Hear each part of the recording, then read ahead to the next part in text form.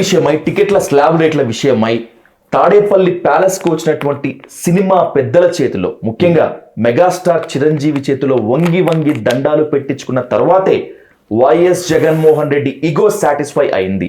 ఇది ఒక విమర్శ. ఇప్పుడు నేను నా కర్మగాలి నేను అక్కడ ఉండా కాబట్టి సరిపోయింది. లేకపోతే నువ్వు ఎలా అనేవాడివి అందరితో,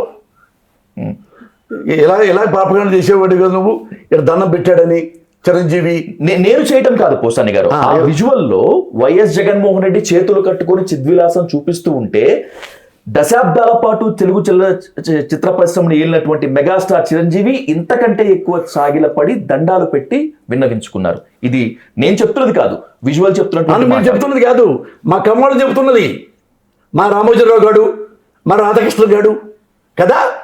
అయ్యో విజువల్స్ ఇంకోసారి అన్నాను మాకు ఇప్పుడు ఆ విజువల్స్ చూశానని చెప్పేసి.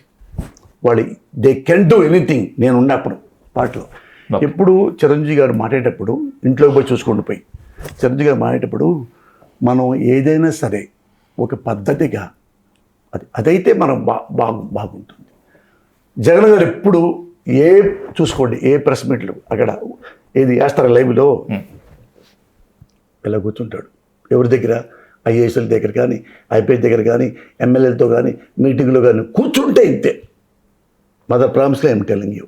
ఓకే, నేను నా సీఎం అని పొగట్లా, ఇట్లానే ఉంటాడు. అందరూ కూర్చున్నాం. చిరంజీవి ముందు వచ్చాడు, కూర్చున్నాడు. చిరంజీవి పక్కన ఇంకోడు ఉన్నాడు, తర్వాత రాజమౌళి ఉన్నాడు, తర్వాత ఆలీ ఉన్నాడు, తర్వాత ఇది నారాయణమూర్తి ఉన్నాడు, నేను చివరున్నా. ఈ పక్కేమో మహేష్ బాబు ఉన్నాడు, ఈ పక్కనే ఉన్న ప్రభాస్ ఉన్నాడు, ఇంక వేరే ఉన్నాడు. మొత్తం ఐఏఎస్ ఆఫీసర్తో పెద్ద పెద్ద ఆఫీసర్తో మొత్తం ఉన్నారు. పక్కనే ఉన్న పేరు నానిగారు మంత్రి గారు ఉన్నారు. ఇట్లా వచ్చిన తర్వాత అందరికీ నమస్కారం పెట్టాడు. లేచి చిరంజీవి గారు నమస్కారం చిరంజీవి గారు నమస్కారం పెట్టాడు. ఆ విజువల్స్ నీకు చూపించానుకో నువ్వేమంటావు తెలుసు. రేపొద్దున ముఖ్యమంత్రి జగన్ చేత చిరంజీవి ఇలా చూసి దండం పెట్టించుకుంటాడా, అంత రెస్పెక్ట్ లేదా చిరంజీవికి అంటావు నువ్వు. ఏది మనం కనుక దాన్ని చూడర్థం తీసుకుంటే ఆయన అందరితో దండం పెడతాడు, అందరితో దండం పెట్టి కూర్చుంటాడు, మాట్లాడండి అంటాడు. చిరంజీవి గారు పక్కన కూర్చుంటారు. చిరంజీవి గారు ఏమన్నాడు తెలుసా, ఎవరు మాట అన్నారు ముఖ్యమంత్రిని.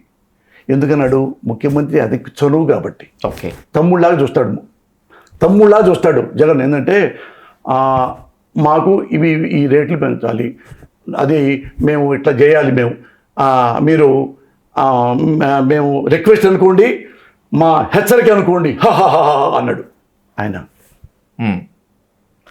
సీఎం లేడు అంటారా, మేము మాట్లాడుతుంది హెచ్చరిక అనుకోండి. చిరంజీవి అన్నారు ఈ మాట తల్లి సాక్షిగా అన్నాడు. ఓకే, అవి బయట పెట్టారా? ఏ అవసరం మనకి మీడియా కమ్మలకి బాబుని పొగట్టడానికి, అతను తిట్టడానికి? అవి తీసేరా, అవి తీసేయి కట్ చేయరా. నా కొడుకుని చంపేసేయాలని వద్దాలరా. వాడేంట్రా రెడ్డి, వాడెందుకు కావాలరా, మన కమ్మోడు అవ్వాలరా ముఖ్యమంత్రి. ఎంత అవకాశం అవుతే ఇప్పుడు ఇట్టన్నాడు అనుకో,